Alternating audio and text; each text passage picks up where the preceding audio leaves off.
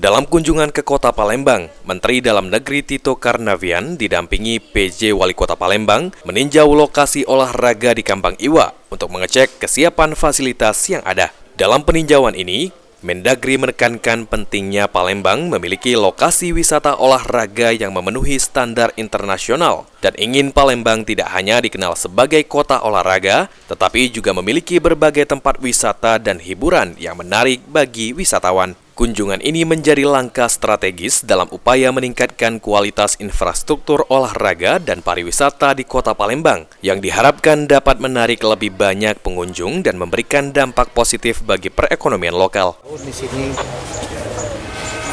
di kota kita ini kurang hiburan ya, kurang tempat olahraga juga. Salah satunya lah Kambang Iwa ini. Kambang Iwa ini sebenarnya bisa dijadikan tempat untuk interaksi dan sekaligus tempat untuk olahraga. Tolong berikanlah legasi yang baik. Bangunlah sesuatu yang membuat ada perubahan Kota Palembang.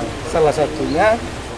Sementara itu, PJ Wali Kota Palembang mengungkapkan komitmen pemerintah Kota Palembang untuk tidak hanya melakukan revitalisasi kawasan olahraga di Kambang Iwa, tetapi juga mengembangkan kawasan BKB menjadi situs heritage. Dalam rencananya, pemerintah Kota Palembang akan memulai proyek ini dengan fokus pada Lawang Borotan, Gedung Kesenian, dan Opis Museum atau Kantor Ledeng. Langkah ini bertujuan untuk memperkuat identitas budaya dan sejarah Kota Palembang serta menarik minat wisatawan. Beliau menyelamatkan diri dari Borotan. Kenapa disebut Borotan? Borotan itu adalah belakang, buritan. Nah, di situ ada atraksi teatrikal, perang 5 hari 5 malam juga. Kemudian setelah